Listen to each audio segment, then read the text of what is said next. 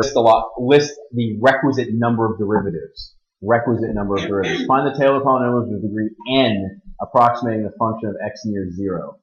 And it gives us n is 3 and n of 4. So it has a definitive n. Does that mean we need to find the general term? No. It may be nice to, might be nice to know it, but do you have to find the general term here? No, you don't, because it's telling you just to go to 3 and 4. So arctan, I don't really like writing arctan. What do I like writing instead? Yep, tan inverse. Okay, so what's f prime of x going to be? 1 plus x to the, 1 plus x, sorry, what? Squared to the, okay, so I'm going to give you a lesson here, Nate. Do you see what I'm doing, how I can zoom in like this? You need to use the grid and zoom in on your work, or I'm going to stop looking at it and just give you zeros, okay? Looking at your work is kind of like looking at a Jackson Pollock painting. It's really pretty, but like I have to step back for like a million miles to understand what's going on, okay? Like zoom in, please. Like everybody, I go from like one kid who goes like, microscopic, like it's so tiny. They're like, whoa! Oh my god! It's like those YouTube videos where the volume is at like 10 million. Okay, so let's keep going here. F double prime of x is equal to what? Negative 1 plus x squared to the what power? Times 2x. Let's clean this up just a little bit first, and what does that become? Negative 2x times 1 plus x squared to the negative 2. You with me so far?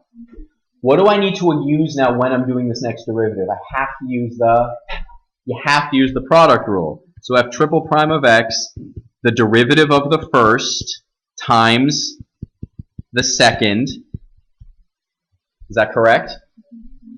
Plus the first, negative 2x, times the derivative of the second, what do I have to kick out here? 2x. Should I clean this up a little bit first?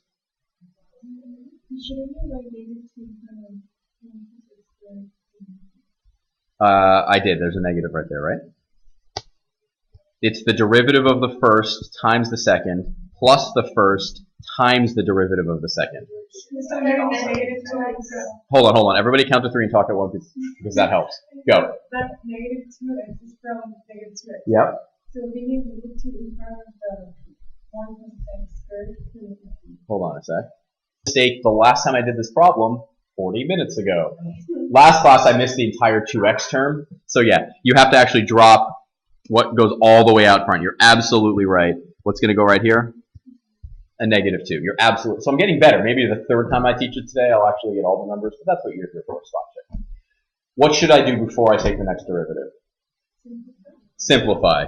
So I end up with negative 2 times 1 plus x squared to the negative 2, was it plus 8x squared?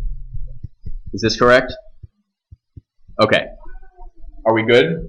Do we need to go any further, Matt or Umi? Do I need to take the fourth derivative? No, you sure? You're like, oh, someone help me, someone help me. Well, look, on number 7, it's looking for, what is n going to be? 3 or 4. So you have to go one more. You're like, help me, I'm dying. Okay. What's wrong? Did I do something wrong? No. Is it okay notationally to do this? To get rid of those and make it F3? Sure. I would like you to do 1 and 2.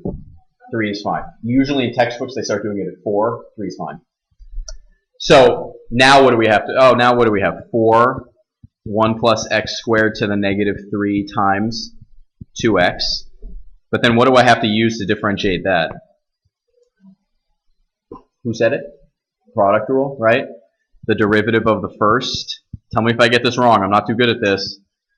1 plus x squared to the negative 3, right?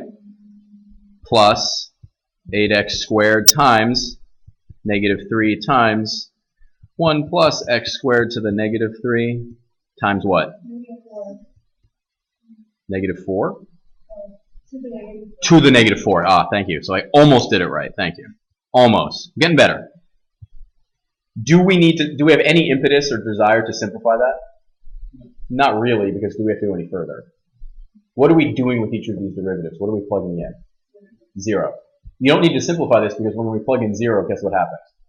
Things go away. If we were going to differentiate again, should we simplify? Yes, we should. But are we? Thankfully, no. Thankfully, no. So the nice thing here is that when we start plugging in 0, what's f of 0? The tangent of what is 0? 0. What's f prime of 0? Plug 1 into that. What do you get? 1. What's f double prime of 0? Come on. 0. You see that term right there? What does that term do when you plug in 0? Goes away.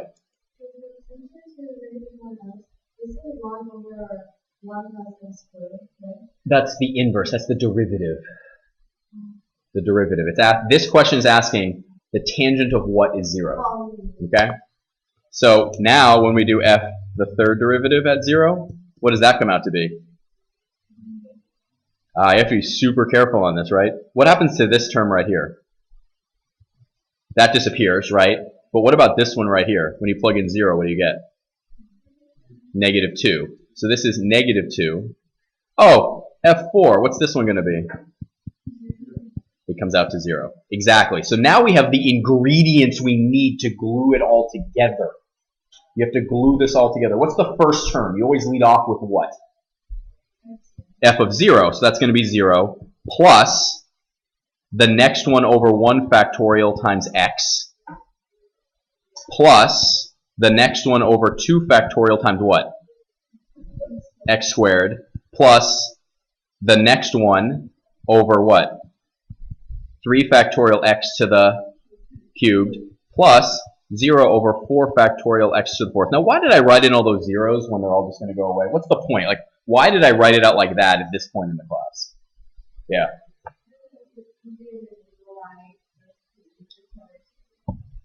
The hardest thing sometimes to recognize is if something is a Taylor series or what the details are, because a lot of them get deleted ad nauseum. Sometimes we're going to delete an infinite number of terms and get a really nice finite polynomial that's perfectly accurate, which is really cool. But in this case, it's easier to track. Now, in a multiple choice question, are you going to see it written like that? Probably not. Instead, what are you going to see instead? X minus what? Which is 1/3 x cubed. Done. There it is.